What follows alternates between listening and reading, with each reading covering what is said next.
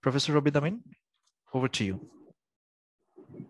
Thank you very much, the organizer, for inviting me to say something on the very important topic of the COVIDCon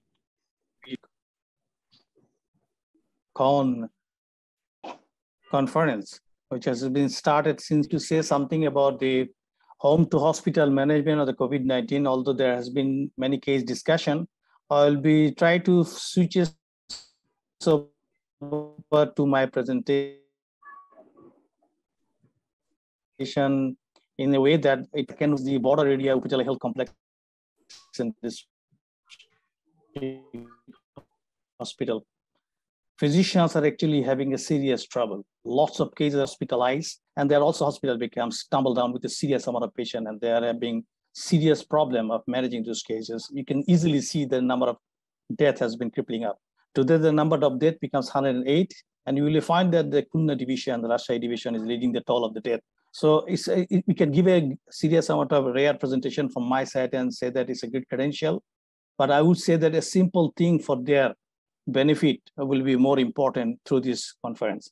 So I'll be stick down to case discussion, but it will be beneficial for them. So we start the case scenario, management of COVID-19 in the lower help of the Brown University, as well as the high fan of Project Hope. And Regional Health Services is amazing at this simple case scenario for the peripheral Upajala Health Complex and District Hospital. So let's start with the first case. A 65-year-old lady presented to you, your junior doctors, in your workplace with the complaints of fever and cough for 4 days. And in the last 24 hours, she's unable to smell the home food. She's lethargic, but does not complain of a shortness of breath or chest pain. When he actually came to the Upajala Health Complex, there's a triage system actually presented in every Upajala is the border area of Bangladesh.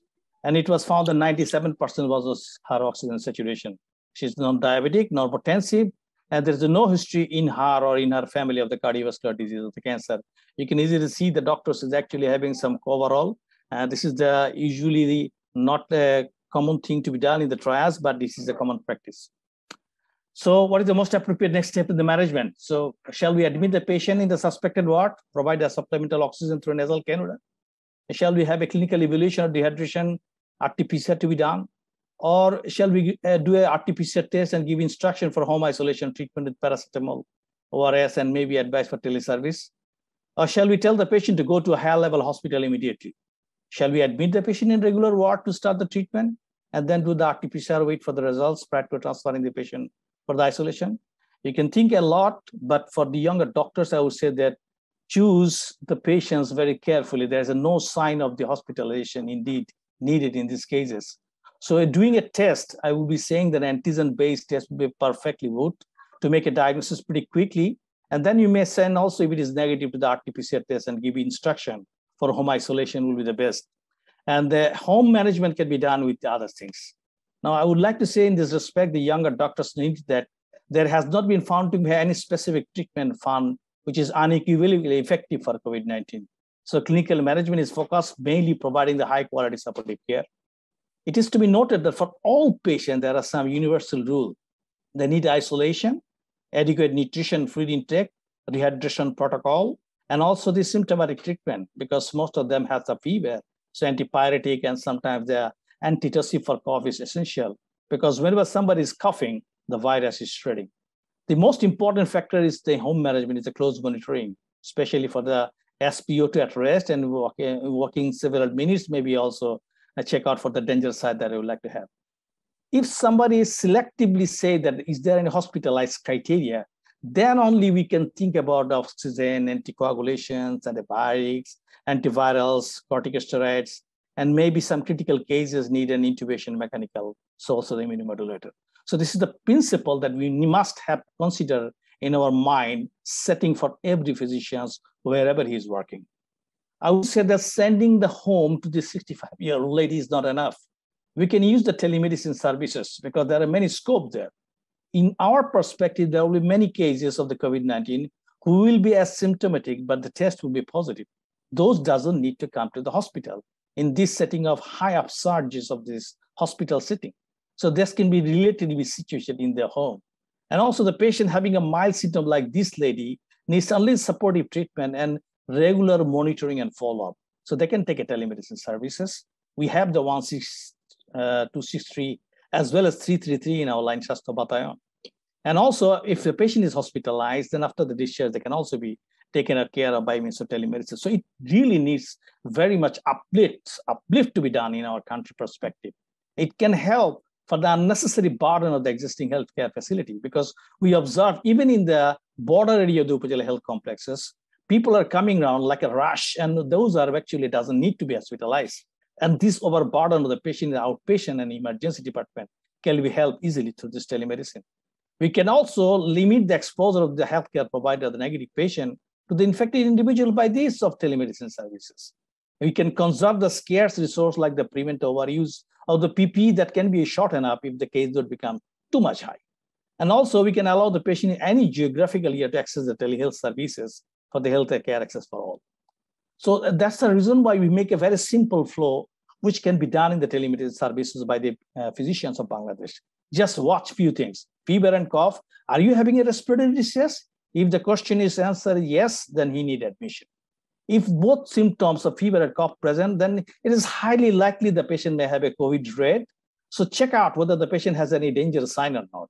If there's no danger sign, he can go to home. He can manage it easily by telemedicine services. But if any single danger sign is there, patient should be hospitalized. Check about the fever and cough. How about a single one is present? If that one single is present, check whether the patient has got myalgia, sore throat, fatigue, fever, diarrhea, vomiting, anosmia. If any one of the present is likely that it's going to be COVID, check the danger sign. Again, the protocol remains the same. But if there is no major symptoms and just one or more common symptoms, the less minor symptoms are there, then also you need to check with the home isolation because it can be a possible COVID.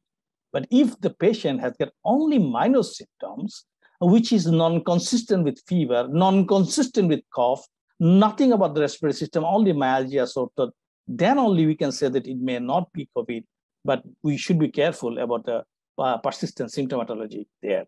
We would say that a symptomatology in the form of the lack of smell or taste will be a very important good sign in the telemedicine to identify as a case of COVID-19. How about home management? We all know that asymptomatic mild cases and patient discharge will be treated in the home. Focus will be on the supportive care. We will be avoiding unnecessary medication. We will ensure the home isolation ability. Check whether the patient has got separate room or not. In the rural community, it may be sometimes impossible. In that case, we will say that check whether the patients are wearing the medical mask or not at home and maintain the physical distancing. It's important to have a cross ventilation. Perhaps the door can be closed as well as the window can be open. Is there any separate toilet? If it is not there, at least use the toilet at the last resort by a patient rather than the others. And also ability to meet basic living needs is important. But most importantly, in the setting of the border area of Upazila health complexes, the community, the important instruction will be the danger sign. I would say that if somebody has a oxygen saturation seeing capacity by pulse oximetry, if it is below 93%, will be a danger sign for us. Otherwise, this check the blue or lips and the skin may be gray up. Breathing difficulty, respiratory disease will be a selectively important sign for admission. Chest pain, lightheadedness, disorientation, maybe a very extreme weakness. Patient will be unable even to move around. Even some after small steps of walking will be a good sign for hospitalization. Also inability to take food and water. So this, any one of the signs will be an important factor that telemedicine's advice will be given. Please come to the hospital immediately. About the supportive care, yes, paracetamol can be given at least 6 times, but not more than 4 grams. I say per daily. Antitussive will be helped for the dry cough. Also, recommendation is that to use the budesonide, the inhaler will be a good one for the minor cases, not to get in hospitalization will be prevented by this. Rhinorrhea, antihistamines sometimes can be helped because you know that rhinorrhea as well as the cough will be shedding the virus for the other patients of the hospital or even the setting of the home will be in danger. For the nausea vomiting, we can use the antiemetic. How we can release these people? I mean, for the asymptomatic patient, it will be always 10 days after the sample collection. For the mild symptom, it will be 14 days after the symptom onset. And hospitalized patient, it will be 21 days. In that case, they will be out of the isolation. So there will be some do's and do nots for the mild cases of the home management. We will be advocating for the telemedicine services, guidance on symptom treatment monitoring, close follow-up, counsel the patient about the danger side, which is very important in our perspective, and also they educate their nutrition and food intake should be maintained. About the medication, we will say that please do not advise ivermectin, chloroquine, hydroxychloroquine, lopinavir, ritonavir. Do not use the steroid. It can be harmful for the mild cases. It shows that it doesn't have any benefit, leading to the mortality more and more who are using steroid in the mild cases. No need for antibiotics, no need for anticoagulants in most of the mild case, unless you had a multiple uncontrolled morbidities, and there's no role of the antiviral, anti-inflammatory immunomodulator. So just follow up and the supervision, watchful observation is enough for this.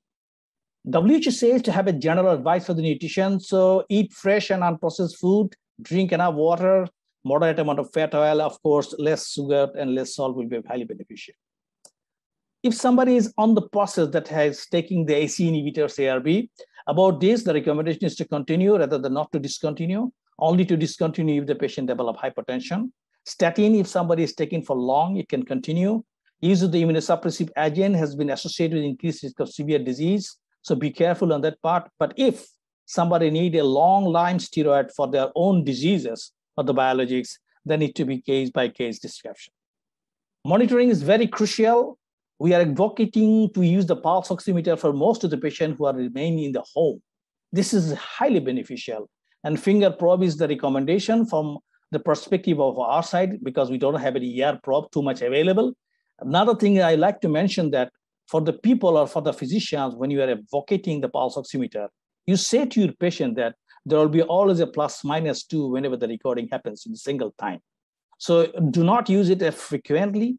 Just use it within a schedule about 3 to 4 times per day, and also observe whether the sustainable saturation below 93 happen or not. It has to be sustainable in that case. Otherwise, a single just changes of the saturation is not an indication for hospitalization. So this is how the hospitalization or the home management will be done by the mild cases. Now let's check about the case scenario 2, about the management of COVID-19, the low resource setting. This is the Upazila Health Complex where you are working as a mid-level doctor in a sub-district Upazila hospital in Bangladesh, a 50-bed hospital, and 10 beds actually dedicated for isolating COVID-19 unit. 5 beds are suspected, 5 beds are positive patient zone. There has been a recent outbreak of the second wave of COVID-19 case in the community. Say this may be a case in the Satkhira. Now later that morning, your colleague informed that a 65-year-old female with hypertension and type 2 diabetes has presented to the hospital with fever and cough for 6 days. And she also got vomiting and diarrhea for 2 days. The patient's family reports she has been lethargic and complaining of the difficulty of breathing. At the triage, her SpO2 was found 82%, a very common scenario that is commonly seen in our country nowadays. Now, what is the most appropriate next step? Admit the patient, provide supplemental oxygen through nasal cannula. Shall we go for clinical evaluation for dehydration, RT-PCR, or otherwise do the RT-PCR and send the patient back to home and do the rest of the case as the case number 1? Shall we sail the patient to the higher level hospital immediately, like go to the district or divisional medical college? Or shall we admit the patient in a regular ward to start the treatment? Send RT-PCR, COVID-19, wait for the results? Well, you can think your views right, but my impression is that we must admit the patient to the suspected ward, and we must immediately provide a supplemental oxygen. This is very important. That's because the SpO2 is leaving 82%. A single delay of half an hour can be seriously detrimental to this patient. So go out for the hospitalization and give his oxygen. So on admission, what happened? The doctor see the patient and found that temperature is 101, heart rate is pounding, 115. He got a respiratory rate of 30 breaths. Blood pressure is stable, 110/70. Now that he has to give in the 5 liter of oxygen through a nasal cannula, and SpO2 remains 88%. General examination is moderately dehydrated. There's a mucous membranous pharyngium, it's erythema and exudates. We say about the pulses, and we got some crackles in the bilateral lungs. The rest of the examination is finding is quite good. This is the sort of examination that can be easily done by the physicians in the setting of the Upazila Health Complex. So what is the next? Shall we administer 2 liters of IV normal saline, or shall we administer 250 liters of normal saline? Closed evaluation, place the patient in a simple face mask to maintain the oxygen level. Shall we start vasopressor with norepinephrine? or shall we give like 50 milligram IV dexamethasone immediately? Well, you can judge yourself, but my impression is that we should be administered 250 ml of normal saline with close devaluation and place the patient on simple face mask to maintain the oxygen level. That's simpler because in the previous, you can see he's still 88% SpO2 with the 5 liter of oxygen through nasal cannula. And this is not a shock, so forget about giving us too much amount of fluid. This is not even a shock, septic shock, so starting the vasopressor will be detrimental. And yes, the patient hypoxic, we can consider about giving steroid, but 50 milligram IV dexamethasone is not an indication over here. Even though the patient can be a ARDS, this is not simply the dosage for the steroids. Later that day, the patient actually treated and placing the patient the face mask with 10 liter of permanent oxygen was given. Saturation was maintained 94%. A patient walk of breathing has actually improved. So that you do an X-ray test, which is available in the Upazila Health Complex. And other vital sign, you can see the X-rays, the bilateral findings, especially more predominantly on the left side rather than the right side, but it's a more predominantly peripheral zone of the bilateral pneumonia of the viral origin. And the lab shows the CRP is 75, is sometimes available in the most of the Upazila. Sometimes few of the Upazila may not have CRP. His WBC was 5,000. But important finding is that there's a lymphopenia, only 7%. Dimer has been seen in many of the Upazila health complexes in Bangladesh, but not all. And the level was quite good. ECG was done, which is normal. His vital was good. And right now, when the patient was giving the face mask, 10 liter oxygen, he was 94% saturation was maintained with a good respiratory rate. Now, the facility that has been given in the Upazila health complexes are oxygen up to the level of the nasal cannula, face mask, and RV. Low molecular weight heparin is available. We have the injectable broad spectrum antibiotics and steroids. Also, the antivirus in the form of remdesivir has been given. And we can also do the chest X-ray, but we do not have any CT and others. Not available is the Venturi mask. Many of the Upazila health complex doesn't have any high flow nasal cannula ventilators. We do not have any ICU facility in Upazila, but some of the districts do have. We do not have any advanced lab therapeutic or radiological investigations. And sorry to say that we do not have any immunomodulators or monoclonal antibody. So what will we do? I mean, with this one, the benefit will gain is by giving the AWAC proning position. We will try to say that whether the patient can prone or not. Even if he cannot prone for longer duration of time, a left lateral recumbent, right lateral recumbent, sitting upright for 30, 60 degree and lying prone, and changing the posture will be a repositioning will be highly beneficial in these cases, where the hypoxia is a big drive in the Upazila health complex. But remember, one important for our younger doctors need to know that the patient with respiratory distress, having an abdominal surgery, hemodynamic unstable patient is not a candidate to go for the AWAC proning. Medication, as usual, the paracetamol, sometimes the NSAID, there's no contraindication. Antitussive, histamine 2 receptor blocker or the proton pump inhibitors, especially on patient who is receiving the steroids, will be highly beneficial. And we can use the bronchodilators in the form of salbutamol. If it's given to the meter dose inhaler, we will try to avoid the nebulization as far as possible in the Upazila health complexes, because we have a MDI of the large mass, we can easily provide it. It can resolve the dyspnea as well as the cough. And also the plastic bottle can be helpful if there is a non-availability of the spacer there. Anticoagulants, yes, for any hospitalized patient, it is recommended. And the prophylaxis dose can be given for any hospitalized patient who remains in the bed. So in our guideline, we actually say that for hospitalized mild moderate cases, enoxaparin given just a prophylaxis doses. In severe cases, we are advocating for the intermediate dosage. And for the confirmed VTE and very critical and the high clinical suspicion of the VTE or PE, we are advocating for the therapeutic dosage. Now, there's no high quality evidences regarding the anticoagulation after discharge. Use the clinical discussion after the discharge will be highly beneficial. So a patient who's having a rivaroxaban or apixaban must be seen by case description after discharge from the hospital, who has a high risk of VTE is a good candidate rather than a mild case who does not have any risk of VTE. Remember one thing, there's a newer conception is coming on the part of anticoagulation. And recently it has been said that the prophylaxis dose and the therapeutic dose doesn't have any value of difference. So possibly it need to be updated again. Remdesivir is available, but remember it is to be given to those patients who needed oxygen and in the form of the 2 to 2 liters. I mean, the low flow oxygen is needed. they will have a good response with the remdesivir. And if we want to give it, it's preferably given within the 10 days. And many of the Upazila health complexes have the remdesivir right now. Steroid, highly beneficial, has been given if the patient is hypoxic, no benefit at all if the patient does not have any hypoxia. And the steroid has been shown to be highly beneficial through the dexamethasone if given 6 milligram for 7 to 10 days duration.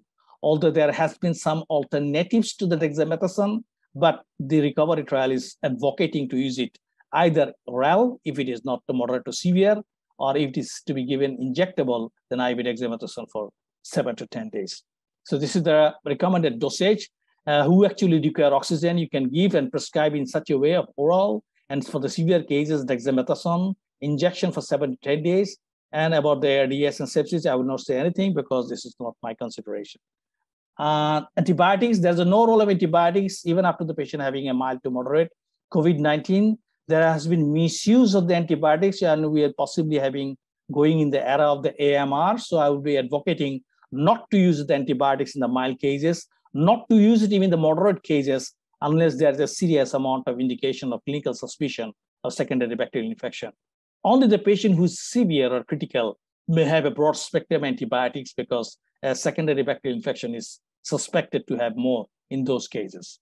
So if somebody uses the antibiotics, I would say use for the shortest duration of time, just 5 to 7 days. Local antibiogram is not present in our country, but we need badly. And remember one important issue, the fever is main cause of the viral illness nowadays, but in our perspective, a dengue, malaria can also be happening in the localized formation in the border area. So I will be advocating do the malarial RDT as well as dengue RDT to exclude the possibility of the other febrile episode. And remember, if the fever goes for a prolonged duration of time, our perspective, we must consider our thinking of tuberculosis also. WHO has given a serious amount of intervention on the visual summary of recommendation. I'm just going to give you the pen picture of that. But about the ivermectin, there's a conditional recommendation to not to use it for any degree of the COVID-19 patient, except the clinical trial. There's a strong recommendation not to use hydroxychloroquine and lopinavir, ritonavir for any grade of degree of the COVID-19 patients. For the remdesivir, there's a conditional recommendation against to use it by WHO, but the NIH and many other countries are actually using the remdesivir in the patient having a hypoxia who need a low concentration of oxygen. There is a universal agreement about using the steroid, especially when the patient is hypoxic in hospitalized patient. For mild case, we must avoid using the steroids because it can be detrimental. And this is a pen picture of the mild case management in the perspective of our country, as I have discussed it for the moderate to severe cases. And also, in this case of the 65-year-old, what should be the next to be done, actually? Shall we start the antibiotics with ceftriaxone? Shall we start the close monitoring, assessing the patient's vitals, SpO2, hemodynamic, respiratory mental status at every 2 hours? And shall we plan for a possible referral to a higher facility, inform attendant about limited facility? Or shall we just transfer the patient to another hospital for the CT pulmonary angiogram?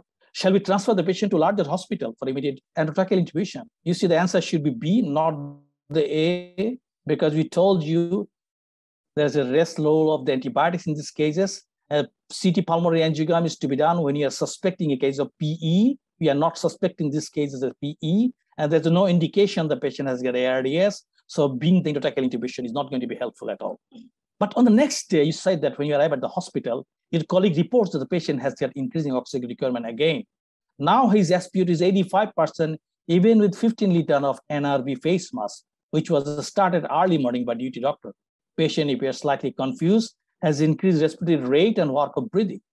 So you arrange a transfer of the patient to a higher level of hospital in the district or even the divisional medical college hospital, where the high flow oxygen ICU ward and ventilator supports are available after discussion and obtaining consent from the patient's family.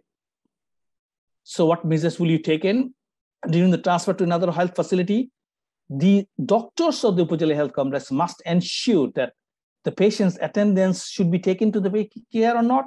I would say that we must communicate with the referring hospital because the phones are available, teleservice is available out there, whether there's available bed or facilities are not there, whether the ensured oxygen supply can be provided through the transport and suction are available in the ambulance or not. Are we maintaining IV access? Can we provide the life support system and guidance for a person for the accompanying the patient, provide a referral note or not? Or just transfer to the nearest hospital without attempting to communication with any other referral hospital? Will not going to be benefited. So it's important to communicate with the referring hospital before you're selecting to see how to transfer the patient. What happens to the patient? The patient is safely transferred to the referred hospital at an ambulance. Later that day, you call the hospital to check in and the report that patient has been stabilized now on high flow nasal cannula, has been admitted to the ICU with careful monitoring. I think Dr. Tasbirul Islam of the United States of America is actually waiting in the ICU to care this patient management. So thank you very much for patient hearing from my point of view. Thank you.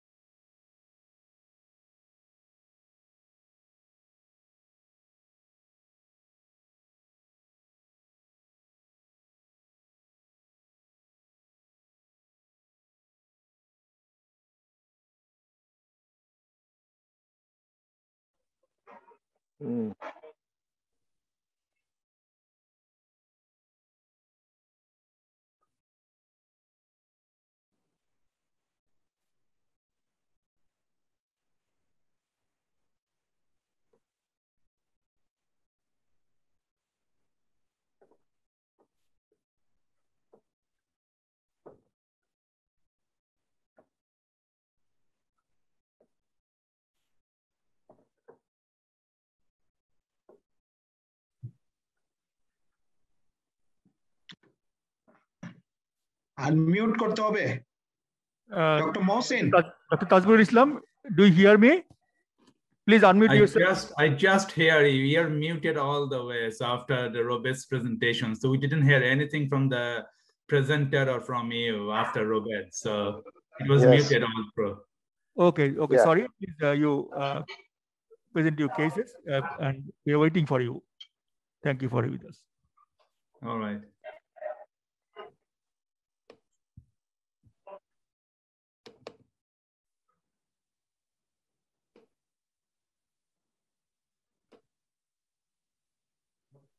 All right, thank you so much. I want to thank IPDI for inviting me as a panelist and also a speaker. I want a special thanks to Dr. Mohsin Ahmed and Professor Chowdhury.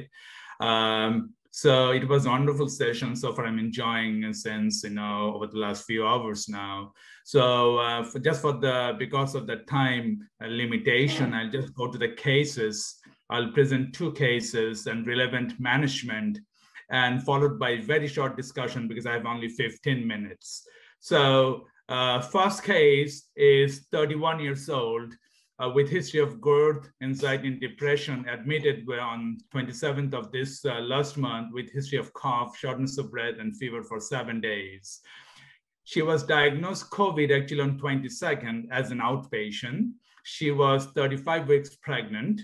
And then her husband and a 7-year-old daughter was diagnosed COVID-19 a few days ago, before she was diagnosed. But because of increasing shortness of breath and fever, she was admitted on 27th. You can see the first X-ray on the left, first top left, shows more or less normal X-ray, maybe a little infiltrate at the bottom of the left lung, but very subtle changes. She was comment on steroid because of the inflammatory markers are high. I'm not putting all the numbers because of that time limitation, just specific relevant labs, I'll put it down. Patient declined remdesivir because we don't have enough data on remdesivir in pregnant women, and we had a long discussion with the patient and she decided go against the remdesivir, just steroid on 27th. Her D-dimer was going up, on admission was 2,630, and then it went up to 18,902.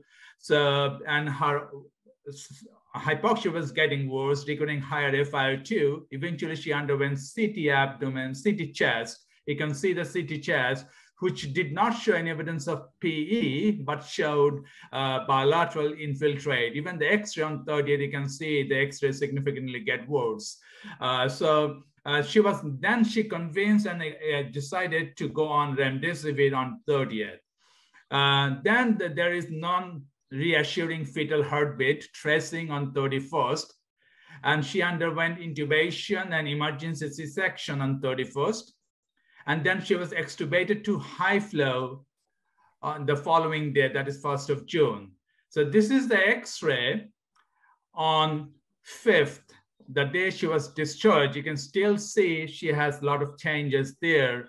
Don't know whether she's heading towards COVID fibrosis, but this is the X-ray on discharge on 5th, but she did not record oxygen. We did the home evaluation test for oxygen, and she did not meet the criteria for home oxygen. So what we know about COVID-19 and pregnancy, if you look at the COVID-Net, that is published in September last year, showed 1 in 4 women admitted aged between 15 to 49 is pregnant. Over 50% are asymptomatic. 16% required ICU admission, and over 8% required over 8% required invasive ventilation. There is showed that over 2% resulted in pregnancy loss. And it can happen to symptomatic and asymptomatic hospitalized patient with COVID-19. If you look at the data from Italian study, which is a multi-center prospective study, they found 1 in 5, that's 20%, patient with COVID-19 delivered urgently for worsening respiratory symptoms. And they found increasing pregestational BMI, fever, dyspnea, tachycardia, tachypnea are associated with severe disease. There's another study done in France and Belgium in 4 large university hospitals, and they found somebody diagnosed after the 20 weeks of gestation, they're more prone to get severe outcomes compared with non-pregnant counterparts. There's a study done in Massachusetts state, and they found actually Hispanic and Black women are more prone to get complication, though they represent only 30% of the total population, but they represent almost 67% of the pregnant women got infected with COVID-19. And so what they found compared with the white population of Caucasian, Hispanic pregnant are 6 times more likely to have COVID-19, and Black women are 4 times more likely to get COVID-19 compared with the Caucasian. If you look at the symptoms, I have 2 slides. So I have 2, on the left side of the slide, it showed over 65,000 pregnant women, and out of 65,000, over 41,000 patients actually pregnant and are postpartum in cohort studies. Over 30 countries and 192 studies, it shows that the symptoms and laboratory findings and radiological findings more or less same. It doesn't differ with the non-pregnant women. But if you look at the right side of the slide, a paper by Liu and his colleagues, actually they found over 50% population, actually they have normal lymphocyte. We know that COVID-19 normally present with lymphopenia, but they have normal lymphocytes and normal body temperature. But what they have is they're more prone to get consolidations in the lung, and they progress much faster. The consolidations in the lung, what happened to our patient? Actually, she has very significant consolidation in the lung. So how do you manage and what to do? Basically, you have to look for the saturation. Here in pregnant women, our goal is higher saturation because of the fetus. You have to keep it over 94%. That means 95 and above. And that is very important. Somebody's recording oxygen. Somebody become tachypnic despite normal oxygen saturation. Somebody recording, oxygen gone up significantly, requirement gone up significantly by 50% over the last 1 or 2 hours. Somebody required more than 4 liters of oxygen to keep more than 94%. These are all warning signs. You can see the early obstetrical warning score. You want to keep it on the white, but if you see patient in yellow or red, column, you can see mostly based on the vital. It depends on the respiratory rate, heart rate, blood pressure, oxygen saturation, temperature. That means all basic vitals, plus neurological response. If you see patient has 2 yellow or 1 red, it is need to be evaluated by MD or physicians immediately. So it's very important to follow MEWS, maternal early obstetrical and warning sign. So what is the rationale? As our patient initially refused to take the remdesivir because we don't have enough data, and the society said in US, we need to discuss with the patient, somebody's pregnant, and disclose that we don't have enough data. So actually it's approved for adult and children over 12 years now. There's no data as such or lack scientific evidence for safety and efficacy of remdesivir in pregnancy, but there's a study done and published in Clinical Infectious Disease on 86 pregnant and postpartum women with positive COVID-19, and they found actually recovery rate is higher in remdesivir group. There's a study will launch now in 17 sites by the NIH, NIAID, and Gilead, which is called Impact 2032. And so what we do in US, we discuss, we tell. So far, we don't have good data, but so far it's good. There's no as such bad data. So we recommend to use remdesivir if somebody is not doing great. Tocilizumab used in pregnancy. We did not give the toci the other patient.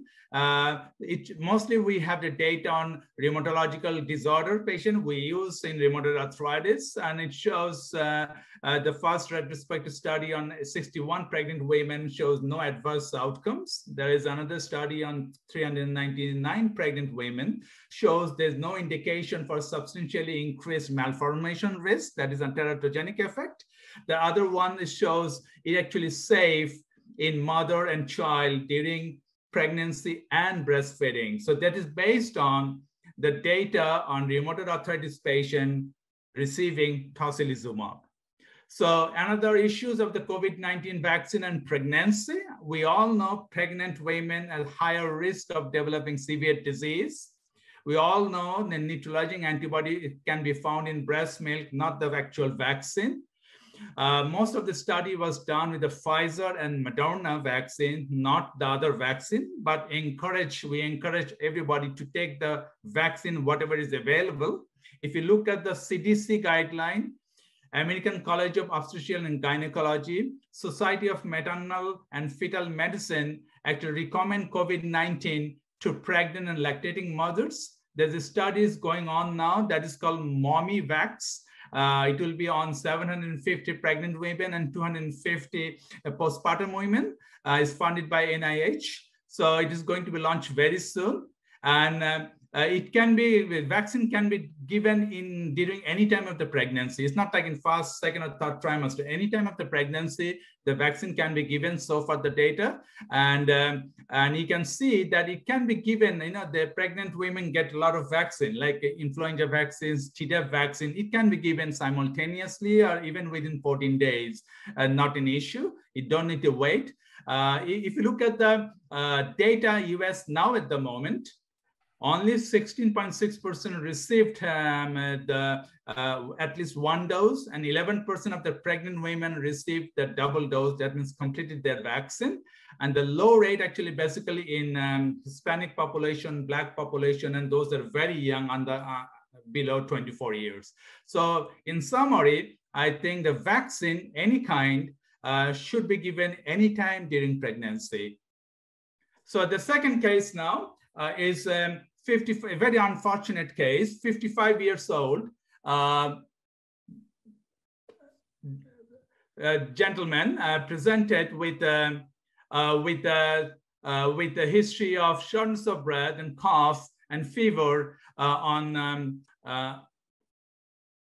few days ago in urgent care. We have urgent care, just like just one level down from the emergency room. And there you can see the X-ray on the right side. The top one shows a normal X-ray.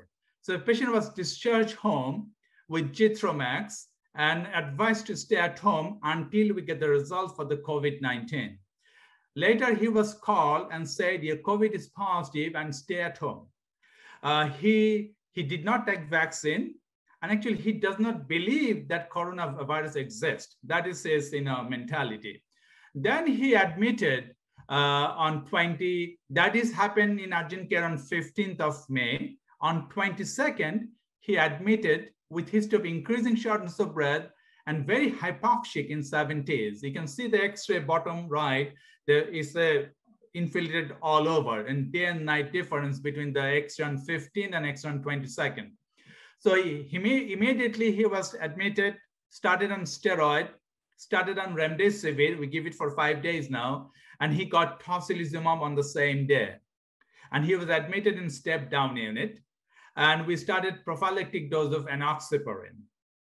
He was intubated on 24th after failed trial of high flow and BiPAP. He required paralytics. He required nitric oxide.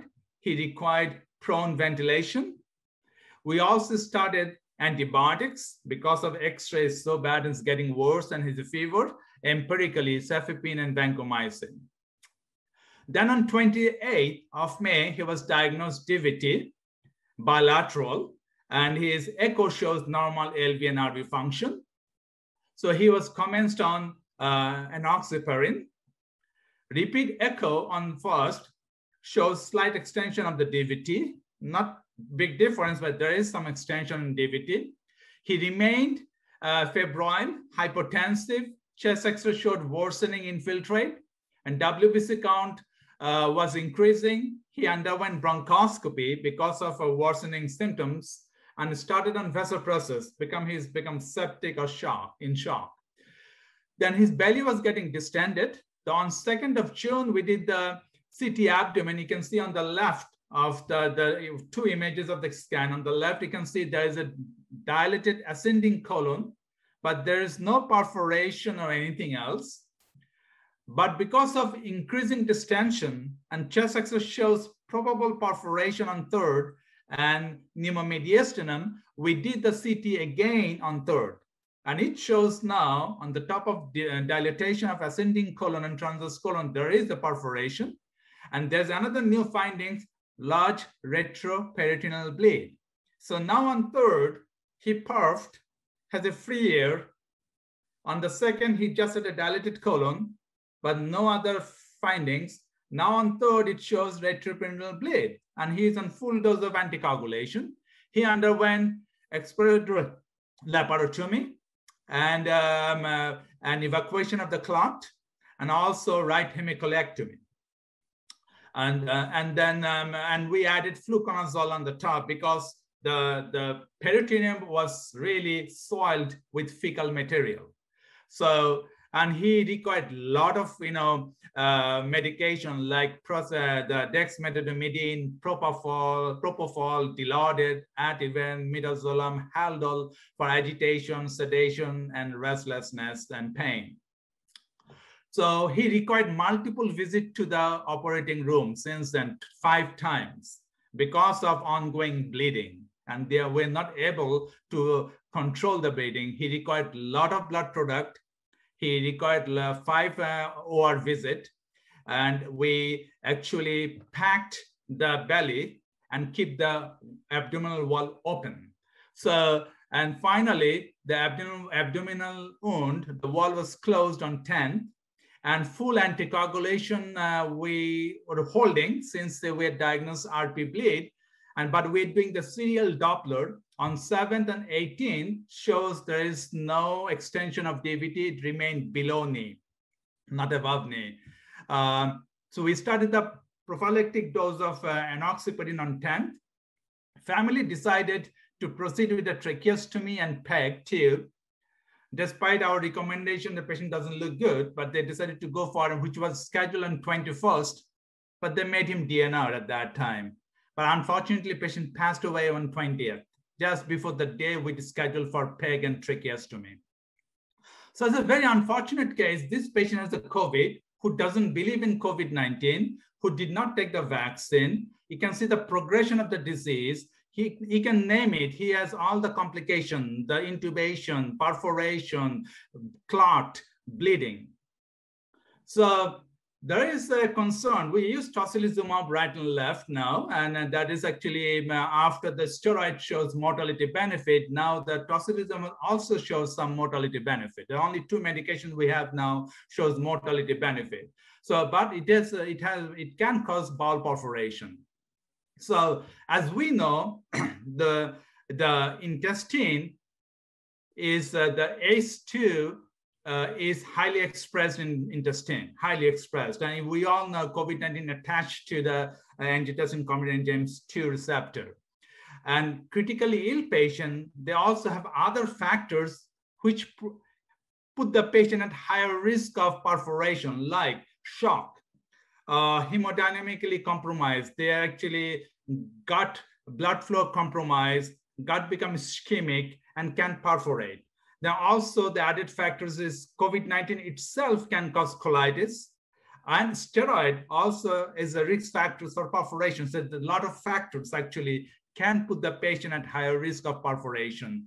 So mostly we have data on rheumatoid arthritis patient, and it showed actually compared with the other disease modifying factors, right, tumor necrosis factor like abatacept, tofacitinib, these are all then rituximab. You can see that tocilizumab cause more perforation than anything else.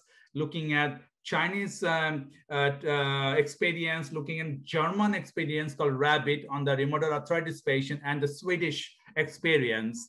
And actually it happens to the lower gut, not the upper intestine, lower intestinal perforation. And mostly we take it as maybe 3 cases out of thousands, so 0.3%. So second, I want to discuss about the COVID-19 and bleeding risk that happened to our patient. We all know about the COVID-19 and clotting disorder. And we all know about the role of full anticoagulation versus prophylactic versus TPA. I know Robert just touched all this. I want to say that we need to be very vigilant about the bleeding risk as well. So there is a process and the balance between the plasminogen activator inhibitor 1, which actually stabilizes the clot. And there's another one called tissue type plasminogen activator, which actually removes the clot. So if you see one is higher than the other, can cause either clot or cause more bleeding. So a higher TPA level in the blood correlates with higher bleeding risk and mortality, and is due to the endothelial dysfunction or direct damage to the blood vessels.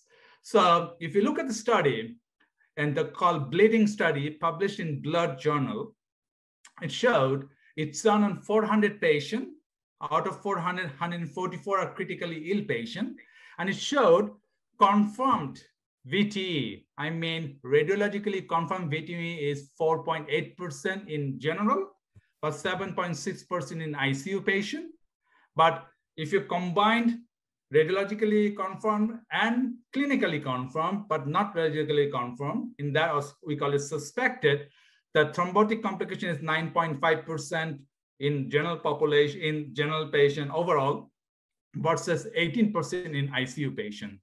But if you look at the risk of bleeding, overall is 4.8% in all COVID patient and 7.6% in critically ill patient.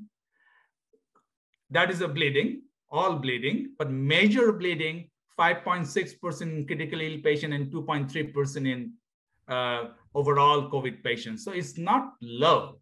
And we actually give a lot of anticoagulation. So it is very, very careful. How do we know which patient will do more clot and which patient will bleed? If you look at the same paper, they said somebody has higher inflammatory markers, such as CRP, D-dimer, ferritin, ESR, name it, LDH level. They are more prone to clotting disorder, but some D-dimer can both groups, plus leukopenia, plus higher TPA level, they're more higher risk of getting bleeding. So we have to be very cautious. The study done recently by the Michigan Medicine and the University of Michigan, and they measured TPA and plasminogen activator 1 in the blood of 118 patients. Those are hospitalized, and they found both level as very high, both the TPA and plasminogen activator inhibitors. And they found high level of TPA had stronger correlation with mortality. So now, if you look at the REMAP-CAP ATTACK Active-4 trial of full anticoagulation, actually they paused the enrollment now. They are not enrolling any patient, just give anticoagulation full dose to critical ill patient. It cannot give. That means you have to give it to only confirmed or suspected. If you look at the Inspiron trial,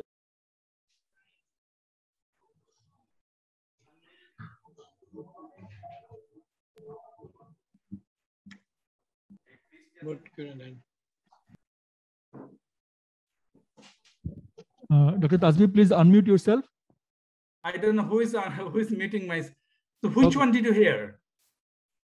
Sure, you continue, please. Just for 10 seconds, you unmute. 10 seconds only.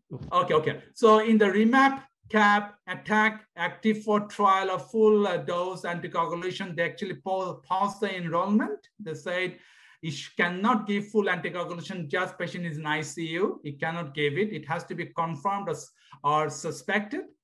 An Inspiron study that is published in JAMA do not support intermediate dosing as a prophylactic anticoagulation in ICU patient. I think I am done. Thank you so much for inviting me again. It's a pleasure to be here. Thank you.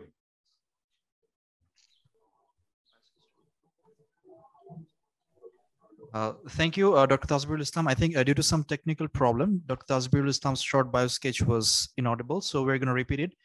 Dr. Tasbihul Islam graduated from Dhaka Medical College in the year 1992. He then successfully completed residency in internal medicine and fellowship in pulmonary and critical care medicine.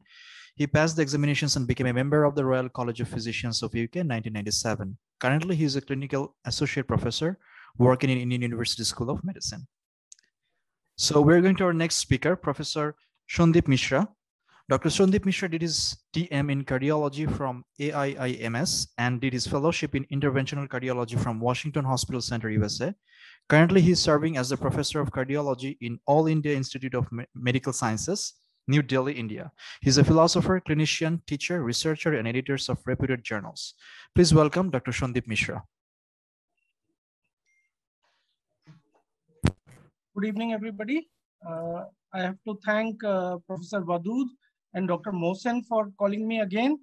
And so I was asked to make a presentation on generally on oxygen therapy in COVID-19 patients. But I have a confession to make. I'm a cardiologist. I'm not a pulmonologist. So what I'm trying to do in this presentation is give some practical things that we, even as clinicians, even as MD medicine or even MBBS, are faced with in our practice, because nowadays we see so many COVID-19 patients, most of us at least, even if whatever our specialty is. So I think these things are important to know for every clinician and every medicine person. So this is my presentation.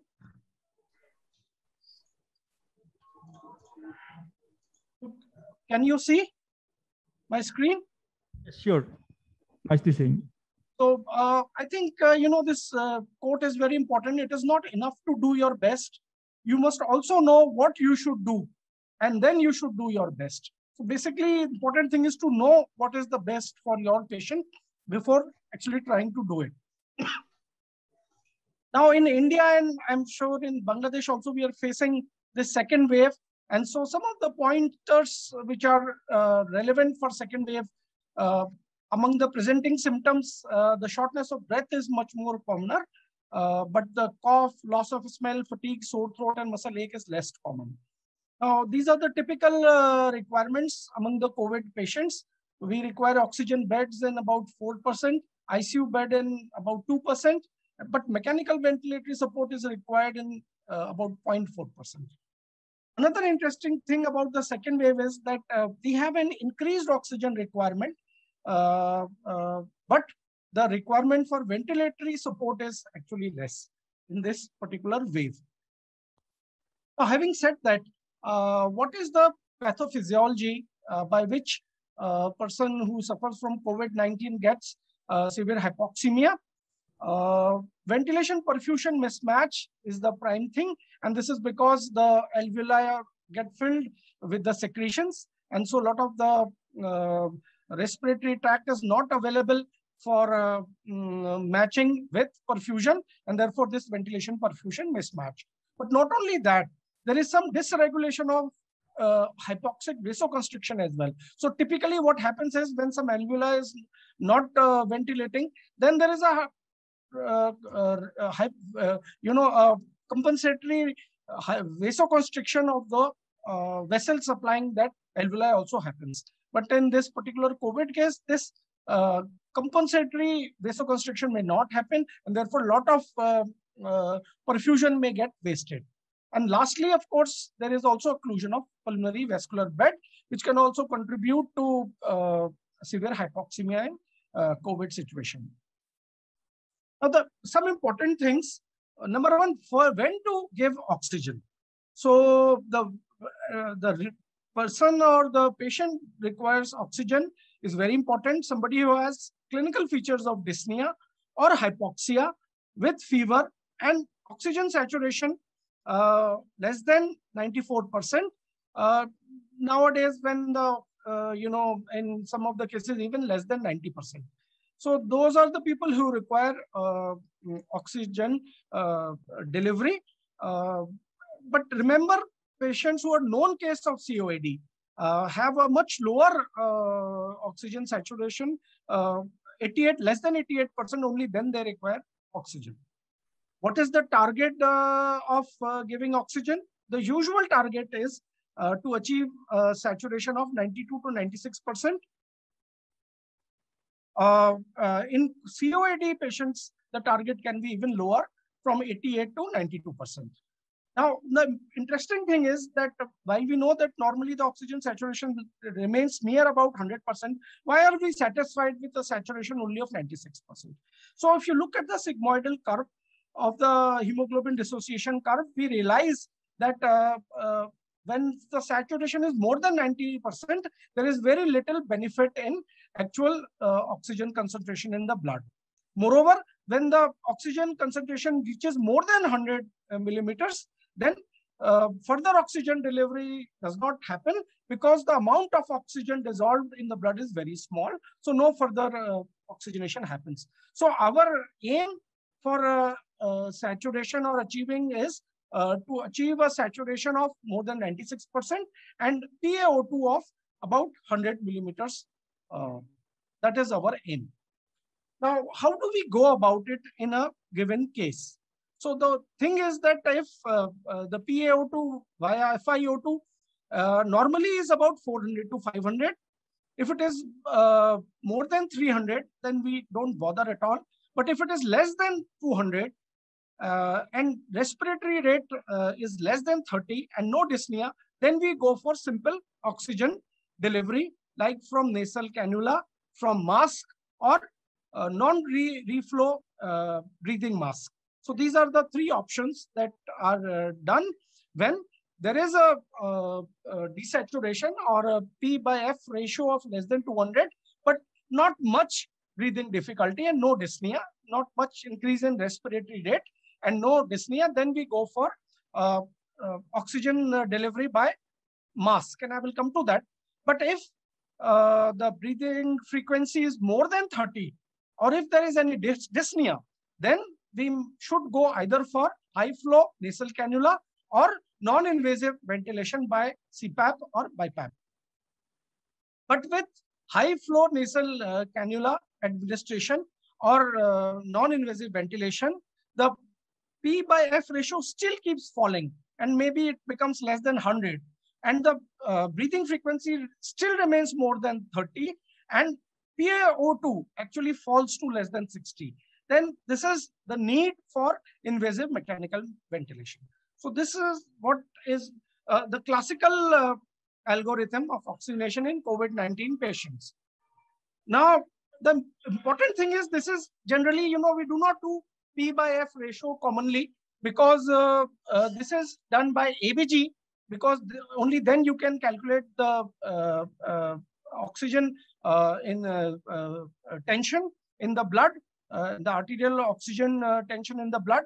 Normally, you may not do ABG. Therefore, we might have to rely on SpO2 itself and may not focus too much on P/F ratio. And therefore, we cannot also calculate the P/F ratio. But the idea of giving this is to understand how the critical care people or the anesthetists are thinking in a given patient and how they triage their patient based on different requirements. Now, coming to the first way of delivering oxygen, the commonest one is, of course, all of us know, is the nasal cannula. And important thing to realize is that we can achieve a FiO2 of about 44% when we give it via nasal cannula. And the flow rate achieved is 2 to 4 liters per minute. And the saturation, therefore, the oxygen concentration that we achieve is normally between 28 to 44, maximum up to 44% we are able to achieve. And therefore, it can only be given for mild cases, as I already discussed. The really mild cases where the desaturation just starts, at that point of time, they can be put on nasal cannula. If they require anything more, and this can be even done at home, where you can, if some doctor is available, they can even administer oxygen through nasal cannula. But it's important thing to realize is that if there is a further deterioration or if it takes too long, then probably they have to be shifted to some other facility. Now, what about giving oxygen by masks? Now, the good thing about delivering oxygen by mask is that you can achieve a flow rate of from 6 to 10 liters per minute. But again, you can achieve an oxygen concentration of only about 40% at the most. And therefore, again, they can be giving to mild people who have only desaturation starting. The additional strategies can be used like proning, which can actually improve the oxygen delivery in these patients. But if somebody develops something called acute respiratory distress syndrome, the ARDS, which is basically what it means is there is a marked decrease in oxygen concentration and marked elevation in carbon dioxide. And there are actually Berlin criteria for ARDS, which I might want to share with you. They basically are radiologic bilateral infiltrates with a normal heart and PaO2 FiO2 ratio less than 200. So whenever PaO2 FiO2 ratio becomes less than 200, then the person comes in the category of ARDS most likely, especially if they have bilateral radiological infiltrates. Now, the severity of ARDS is again based on the PaO2 FiO2 value at CPAP of 5 centimeter of water. So remember, this is at CPAP of 5 centimeter of water. A mild ratio is anything between 200 to 300. Moderate is between 100 to 200. And whenever it falls less than 100, then it is called a severe ARDS.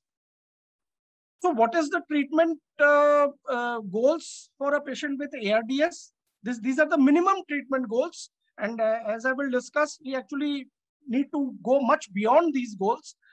Minimum oxygen tension in blood should be more than 55 millimeters.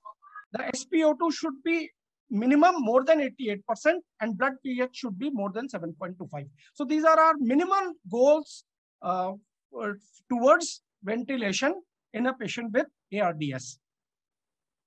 And this particular trial showed actually that we should go much beyond these goals.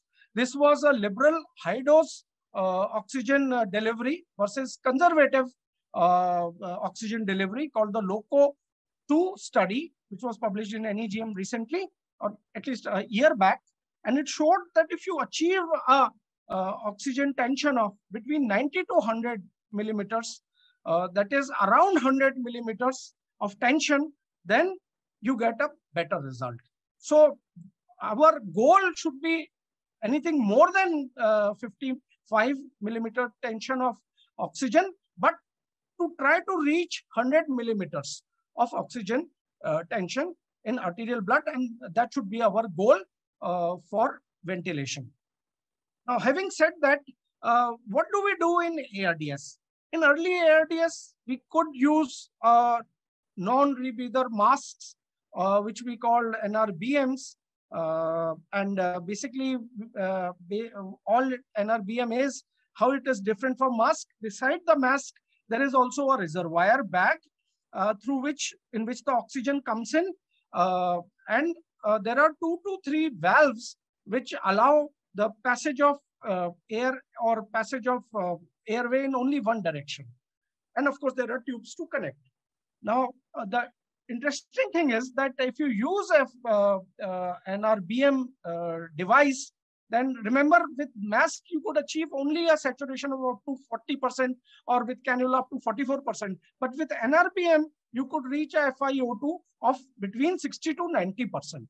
So that is, basically it increases the concentration, because what happens is when a person breathes in, oxygen flows into the tank, into the reservoir bag, and it gets, because oxygen is coming in, so it's a higher concentration.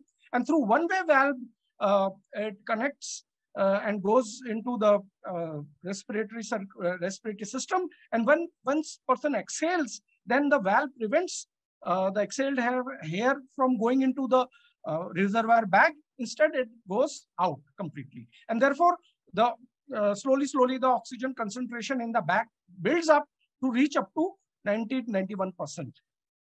And the other thing is also very important. In moderate cases, we may require a low flow rate, or about 10 liters per minute only. But in more severe cases of ARDS, especially when saturation is falling less than 90%, it provides 10 to up to 15 liters per minute of oxygen to be delivered, and which with the aim to achieve at least a saturation more than 94%, ideally near 96%, as I had already discussed. And again, the good thing is that with this, we can achieve a saturation of about 60 to 80% easily. And so it is better than a mask in more severe cases. But I think the whole, the game changer has been this particular device, which is high flow nasal cannula, HFNC in short, basically because it can achieve a FiO2 up to 100%.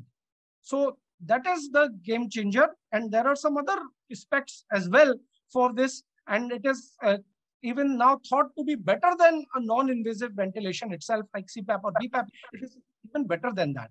So there is a nasal cannula, like the previous nasal cannula, but it's much thicker nasal cannula. The important thing is that it provides heated, humidified oxygen. So the gas is warm to 37 degrees centigrade. So there is no shock in the system, and there is humidity is 100% humidity, and therefore there is no dryness in the whole air system. And actually, you can achieve much higher flow rates. Remember, with NRBM, you can achieve a flow rate of only 15. But with HFNC, you can achieve a flow rate of between 40 to 80 normally. And in some of the machines, for example, one we have in our place, All India Institute of Medical Sciences, we can achieve even 100 liters flow rate, and which is pretty good.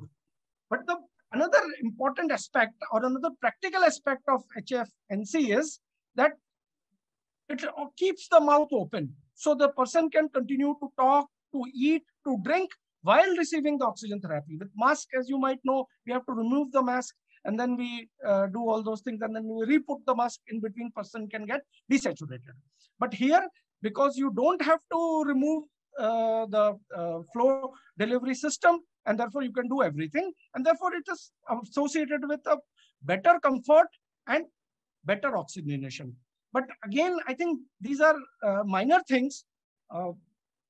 What is really important is that the comparison of this HFNC device, which is really the game changer, with conventional treatment with just oxygen, and what has been found in at least these two multinational, these two meta-analysis of randomized controlled trials, it shows you that compared to conventional therapy, there is a decreased need to intubate and there is a decreased need to ventilate. So once you put somebody on HFNC, there is a reduced requirement to put him into invasive mechanical ventilation. And even with NIV, although it's not statistically significant, it is somewhat better than even non-invasive ventilation. Not only the conventional oxygen therapy, but even non-invasive ventilation, HFNC seems to be better than even that. So where do we use this particular modality? We use it in any patient with moderate to severe ARDS, where P/F ratio is less than 200, or in any case who's got worsening tachypnea, respiratory rate more than 30 on the conventional oxygen therapy, or somebody who's getting a respiratory distress. And as I already discussed with you, with this particular kind of thing, you can achieve a flow rate which is pretty high, even 80 liters per minute, and deliver a concentration of 100% oxygen. So that is the main advantage of this particular device, so much so that it can even be better than non-invasive ventilation. Anyway, coming to the non-invasive ventilation, we know that many places don't have high flow oxygen delivery device. And so those places, the CPAP is of course available, and CPAP is a good way. Also, sorry, I forgot to mention, with HFNC, actually it has, because the flow is so fast that there is actually some PEEP also in the HFNC. So it's a non-invasive way of delivering some PEEP also with HFNC, which it's said to open up the alveoli as well. The main advantage of CPAP is again this continuous positive pressure, which should be at least 10 centimeter of water, could be more. And again, it delivers oxygen delivery of 100 to 150 liters per minute, but FiO2 achieve is 40 to 60%, and it's titrated to achieve a value of PaO2 more than 60 millimeters of mercury. So you see that flow may be higher, but FiO2 is only 40 to 60% compared to HFNC, where FiO2 can be 100%, and with a flow rate of at least 60 to 80, in some places 100 as well. Now, the important thing is when to use CPAP. Of course, the same thing.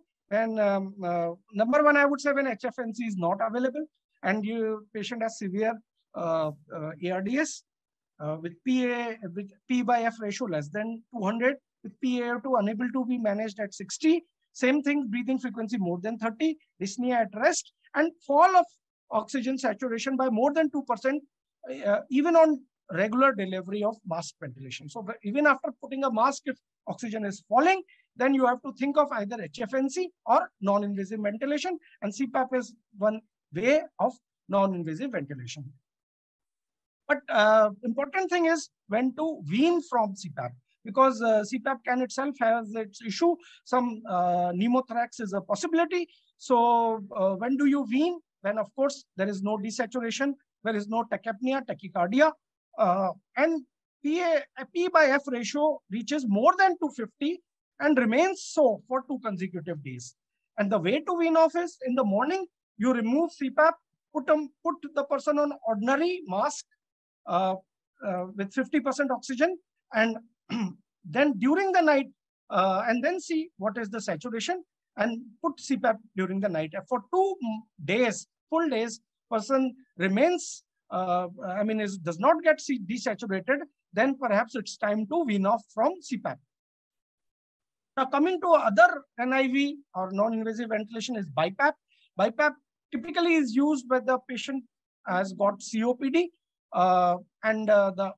With BiPAP, what is different from CPAP is that there is no constant PEEP, but there is an inspiratory pulmonary artery pressure which is higher, up to 25.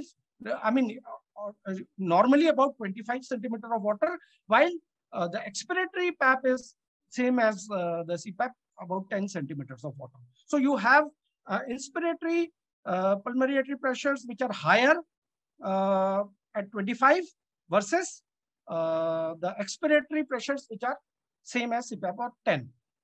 And the difference should be at least between IPAP and EPAP should be at least 8 centimeters of water. But problem with BiPAP is that it is more likely to lead to barotrauma and volutrauma. So therefore, prior to commencing BiPAP and after taking off patient from BiPAP, X-ray is required to make sure that there was no pneumothorax, or ultrasound could also be done. Now coming to mechanical ventilation, and I think this is a very famous quote during the polio epidemic in 1952.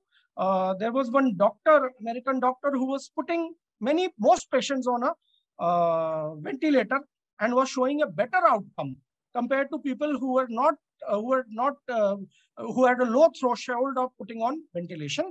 And therefore this comment was made that maybe the better results of mechanical ventilation had been achieved because the ventilation was started way too early.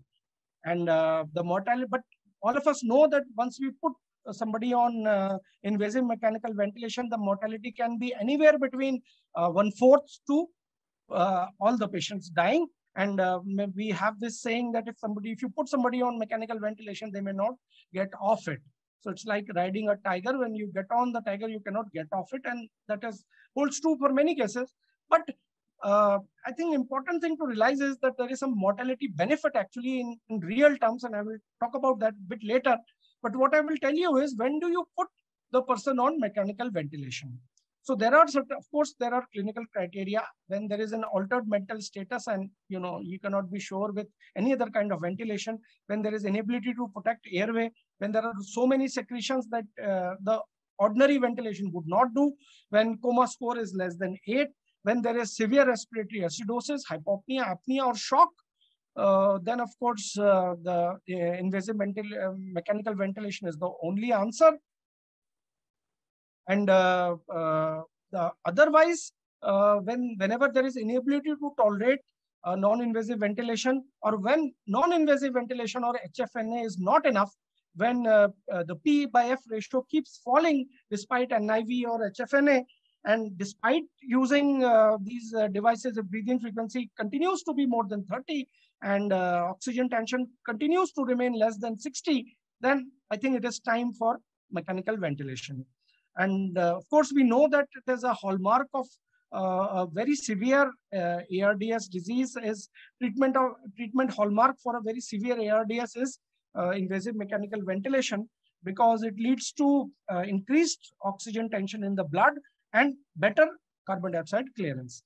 And this is what I was talking about, that there are certain trials which have shown, and this is the COVID ARDS trial. The ARDS trial had anyway, CARDS trial had shown that not only it leads to increased oxygenation, not only it leads to better,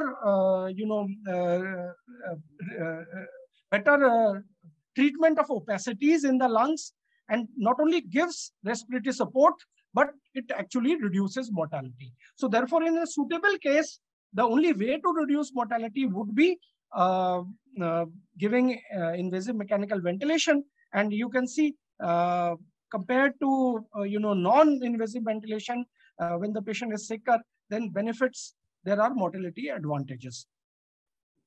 Now, what are the principles of giving invasive mechanical ventilation in patient with COVID?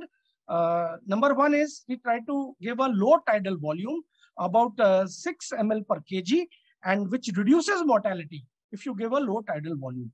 The other thing is you try to give a higher PEEP, more than 10 centimeters of water, which again is found to reduce mortality.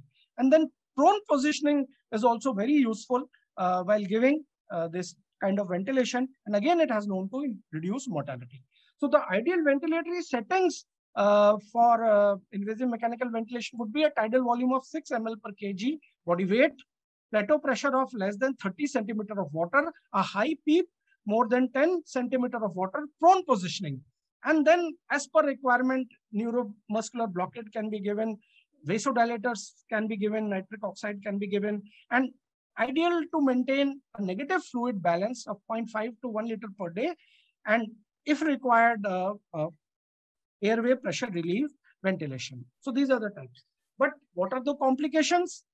Lot of complications can happen. All of us know with invasive mechanical ventilation, the important ones being pneumothorax, mediastinum, then atelectasis, aspiration, lung damage due to high PEEP, pulmonary edema, sinus infections, pneumonia, airway obstruction, long-term vocal cord damage, bed sores, muscle weakness, delirium, and these are just a few. Actually, more can happen.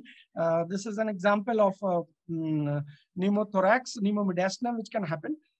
Now, I think I would, before I conclude, I would like to show some of the therapies that have been actually shown a strong evidence for usefulness in the COVID situation. So if the SpO2 is less than 90, there is a very strong evidence favoring use of oxygen therapy, supplement oxygen therapy. So, you know, people are discussing whether you start giving oxygen less than 92. But the reality is that while 92, there is some evidence, but if it is less than 90, then definitely you have to give oxygen therapy. The second important thing is the SpO2 should not exceed 97%. And I've seen a lot of people, at least in private hospitals, where people are started on oxygen and their saturation is 100%, still they are keeping on oxygen. Not only it is wasting oxygen, which became quite precious maybe a month ago, but they are actually causing harm to the patient, and I will discuss that a little bit later. What doesn't help is helmet and IPVV, which is available in West, not available too much in our part of the region. The other things that can help is once you deliver invasive mechanical ventilation, then a low tidal volume, as I already discussed with you, between 4 to 8 ml per kg is very helpful.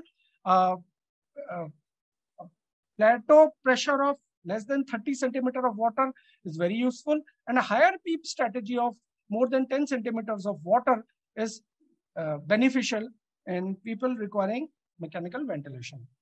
Now, regarding others, there is some evidence, but the evidence is weak with fluid therapy, with neuromuscular blocking agents, and if there is a disc synchrony, ventilatory disc synchrony, then trying to do certain other things, the evidence is a little bit weak. So coming to the last part of my presentation, we use oxygen. We know that oxygen has got, I told you that giving oxygen at the right time has got a mortality benefit, especially if it is less than 90, saturation less than 90, or PA, the oxygen tension in blood less than 60, then it can have mortality benefit, and achieving a oxygen tension of 100 has a water mortality benefit.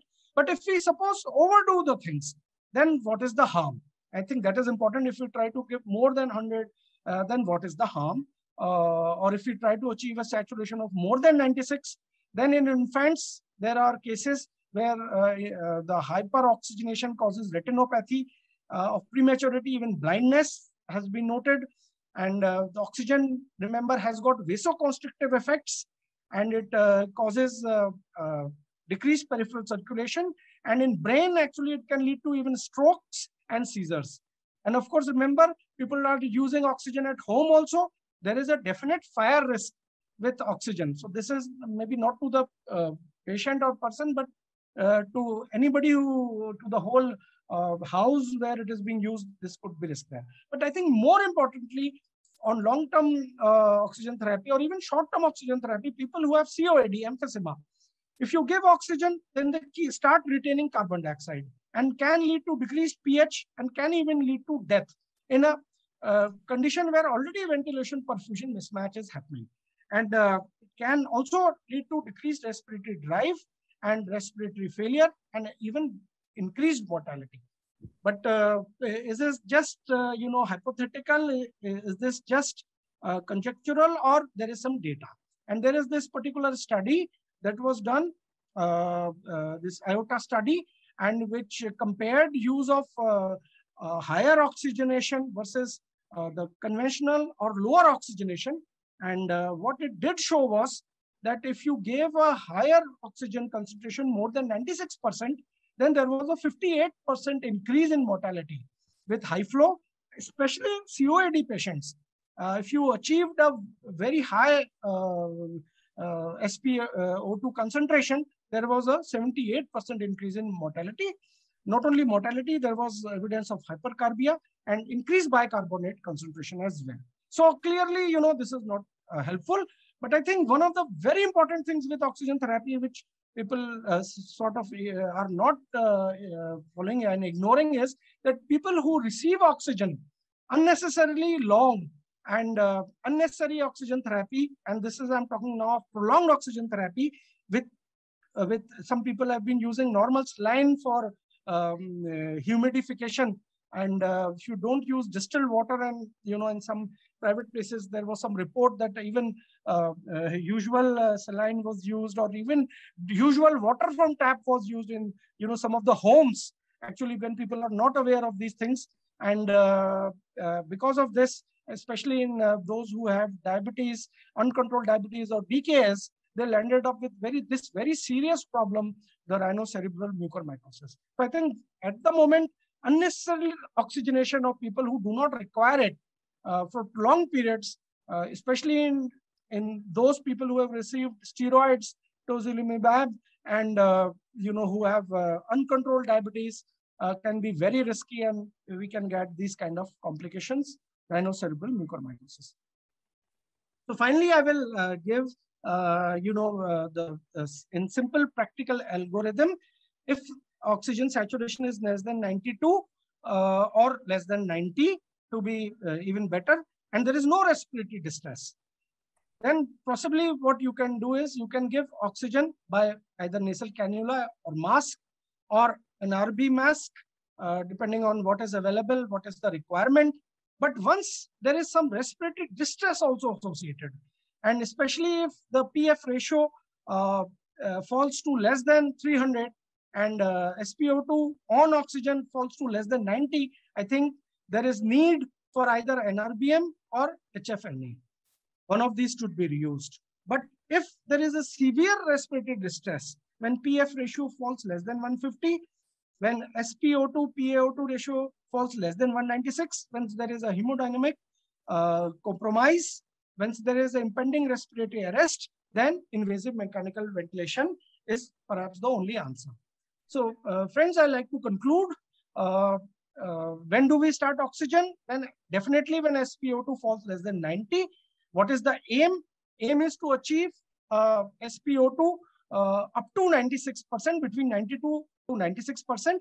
But in COAD patient, we might be happy even with 88 to 92% of SpO2, a PaO2 of 100 millimeters mercury, and P by F ratio of more than 250. So whenever we are able to achieve this, we should be happy.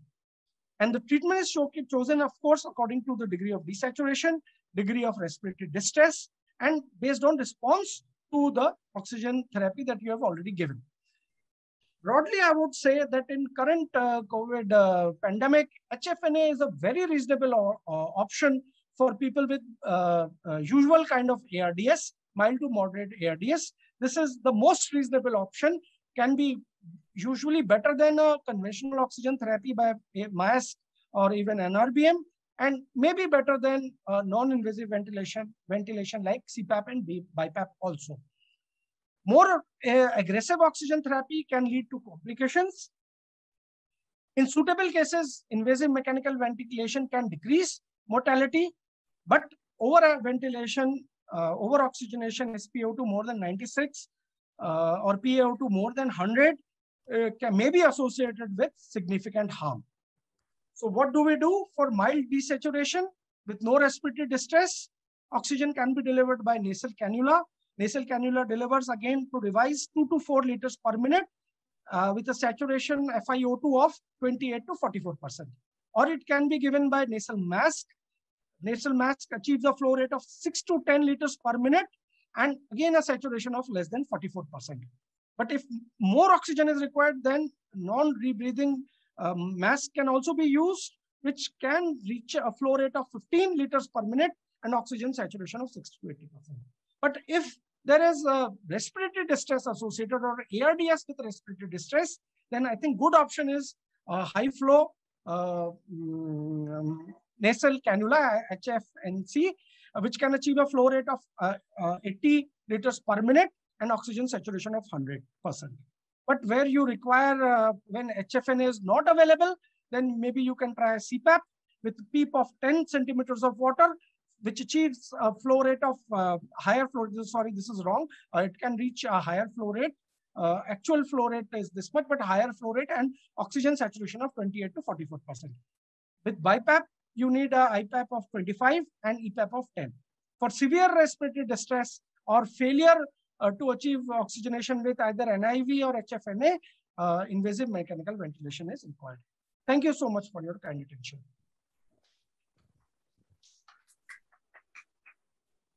Well, thank you, Professor Shandeep Mishra, for your valuable and insightful presentation.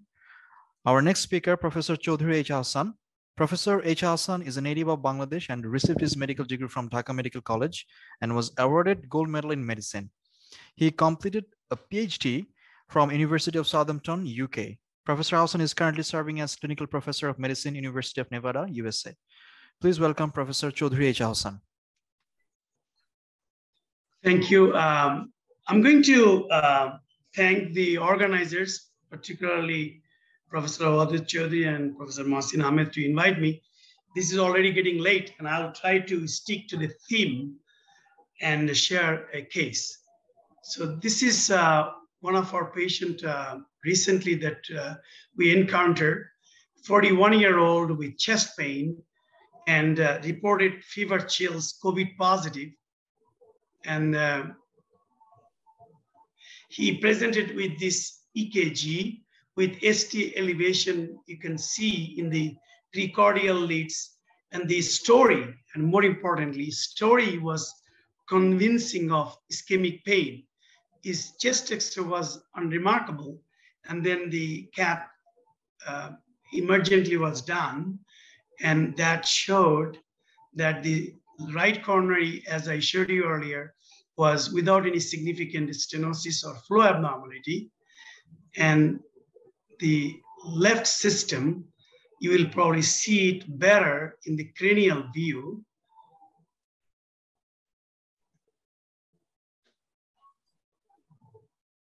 That there is a thrombus in the proximal left anterior descending artery.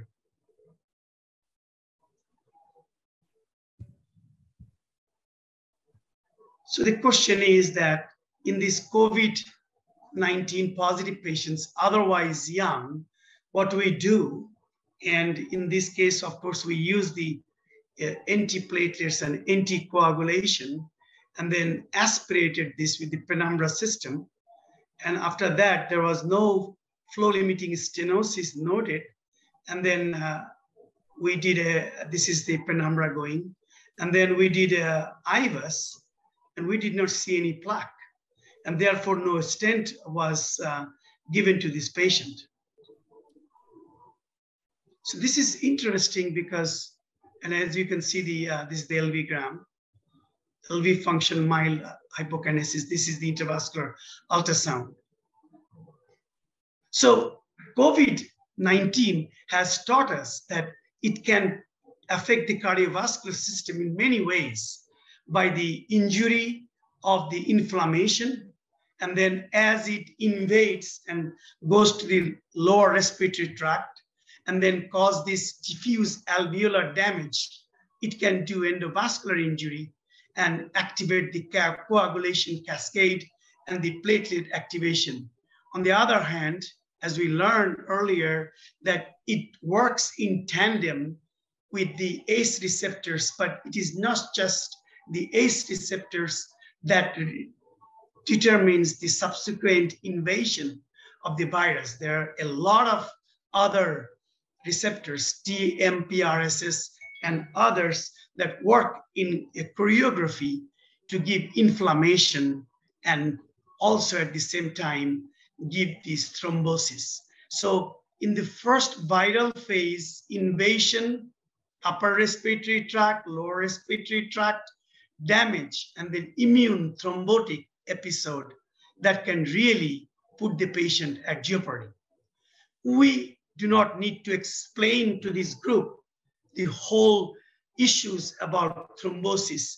What I'm trying to highlight that why all these trials so far done is confusing, and why we need to pay attention more to individual patients, and why we need to pay more attention to the overall risk benefit. And as a clinician, this is a huge burden on us. So yes, it does activate a whole host of issues. If you want to apply Barco's triad, the stasis, the injury, and then hypercoagulability, COVID will give you all that. And it is important that we understand the underlying pathophysiologic process. But the same sepsis-induced coagulopathy versus the disseminated intravascular coagulation, I will highlight that following Tasbih's presentation. I added a slide because COVID is a little bit different compared to what we know from the DIC. And therefore, it is very important that when we apply the anticoagulation and antiplatelets in our patients, we need to be very careful about who we are treating and what medications at what dose we are giving. And Professor Robed Amin mentioned very appropriately and very emphatically that in mild cases where there is no need, we don't need to be over-enthusiastic to give anticoagulation.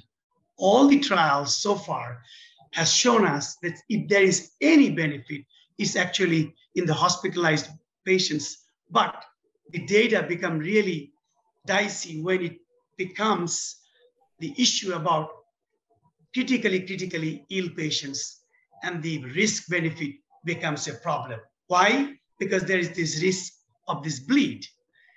One thing for sure, if you look at the admitted patients in the hospital, as the days go by, more and more patients fall into this problem of hypercoagulability and more thromboembolic episode.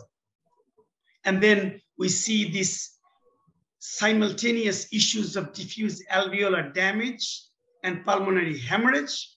On the other side, we see the thromboembolic manifestations in the form of venous thrombosis, arterial thrombosis, stroke, coronary syndrome. So not only we need to understand the disease process, we need to understand what organ systems are affecting and what we need to do. So this is one slide that is important, that in COVID, the COVID-associated hematological abnormality, CAHA, the plasminogen actually gets activated compared to SIC, sepsis-induced coagulopathy, or DIC. There are many other things you can go by. It is common sense to follow the platelets and assess the bleeding, or patients who are already in bleeding, and then decide about what type of anticoagulation we are giving and what is the intensity of the anticoagulation. So this is a balance. And we need to understand that in particular patients, it is very important that we understand this risk-benefit ratio. And it is also probably common sense that as we evolve, as the patient's natural history evolves from hospitalized to ward intensive care and then more critical care, the intensity of the anticoagulation, you may think, may need to go up. But it is baffling to us that in some areas, while it will be even harmful as we intensify the anticoagulation, because the bleeding risk also goes high. And if we look at the trials and as a summary, to date, only the unfractionated heparin, been claimed to show a 28-day mortality, or for that matter, low molecular heparin. But we don't have any concrete data on the DOACs, direct oral anticoagulants, but it makes sense to use in high-risk patient group. And also, it is conflicting that when the patient is very critically ill, you may see this from the REMAP-CAP and the recovery trials. And now we are learning at the beginning from the active force, the antiplatelet trial, that it may not see the results as we think. So the time-honored unfractionated heparin, we can use it. And we need to be careful about the dosing because the nomogram is all over. It is cleared by the reticuloendothelial system, and it is not renally cleared, but we need to monitor the ACT or APTT, and we need to really think about the safety in the clinical situation. You may think the low molecular heparin may be better, and I think it is, but we need to pay attention about the dosing. And there are also the prophylactic dose, the intermediate prophylactic, and then a therapeutic dose. It is interesting to note, although it makes sense to use antiplatelets, certainly in the arterial thromboembolic situation, and it is important that to realize that there is no systematic trials giving us any insight yet. So this is enoxaparin, we are using it, and we know that it has benefit if you look at the data. But I will caution you, the more problematic the patient's clinical condition is, the sicker the patient is, please pay attention to the other issues that the patients may have, i.e. the coagulopathy already, then the platelets falling, the issues with the bleeding, and you may not see that the benefit will be there with the anticoagulation. So we can use direct oral inhibitors. I try not to use this in the hospital setting because you may need procedures and you may need to follow the patient's coagulopathic picture, but it is attractive to use this on high-risk patients when they're discharged because you don't need much of a monitoring. I will request you who are interested to read this excellent review in JACC, Journal of American College of Cardiology, in April 2021, where they summarized all these trials. It's really mind-boggling that how many trials been launched, done, still ongoing, and still we are learning about this. To summarize, you need to look at the setting of the trial, not a wholesale conclusion. Please pay attention, not a wholesale conclusion. We need to know what is the clinical setting of the trial. Is it the outpatient or in the floor of the hospital, ICU, or it is post-discharge? And there is none whatsoever when you look at the conclusive remarks in antiplatelets, direct oral anticoagulant, except maybe we think about high-risk group in the hospital setting with proven DVT-PE with the use of anticoagulation. I don't want to go too much on this, but you all are familiar with how to monitor this, and you are all familiar that APTT probably a better marker than what we do in the cath lab with the ACT, which gives us a ballpark number. And I wanted to make sure that our junior physicians understand the heparin has a very funny kinetics, and the heparin dose does not always follow linear, and therefore you may see more bleeding as you escalate the dose because it does follow saturation kinetics. Let me share one more case and then I'll stop. This patient was vaccinated, but not after 2 weeks. After 2 weeks of vaccination, if somebody gets the disease, we call it the breakthrough infection. He was like, she presented within few days after the vaccination with Moderna, and then became symptomatic and chest infiltrates. And then what happened that she developed chest pain, her initial EKG with the atrial fibrillation, and then she became hypoxic and then bradycardic, and then ST elevation in the inferior leads, and also V5, V6. She went to the cath lab, and then no wonder. I actually told them not to go to the cath lab because I told them to do echocardiogram, but they did anyway. And then this is all stress-induced cardiomyopathy. And we did the definitive contrast, and there is stress cardiomyopathy, which is not uncommon. But look at this D-dimer, 28,000 FEU, fibrinogen equivalent unit, and then CRP was elevated. I actually told them to do the platelet factor, and then I started following the patient, and the IL-6 was also very high. So this is very intensive situation with stress that we used to believe all adrenaline related, but now we have another pathway, the interleukin or the inflammatory pathway, stress cardiomyopathy. This is not uncommon. We are seeing this following the vaccines, but I want to emphasize this. I want to emphasize this, that this is extremely rare. It is extremely rare, and still the vaccine is far beneficial than the risk. So no panic, but as clinicians, we may encounter this, and then this may arrive to us in many forms. But the mechanism we know so far is the platelet factor 4 related antibody production, and then formation of this complex and giving this a whole host of activation of the coagulation pathway that can mesmerize us and give us this problem of cerebral venous thrombosis and thromboembolic manifestations. But we follow the same rule. We don't give heparin, and then we give anticoagulation, and if needed, we can give the immune globulin as therapy. So what we learn in COVID-19, that it can give coagulopathy. Several pathways can be activated. Not all COVID-19 patients are equal.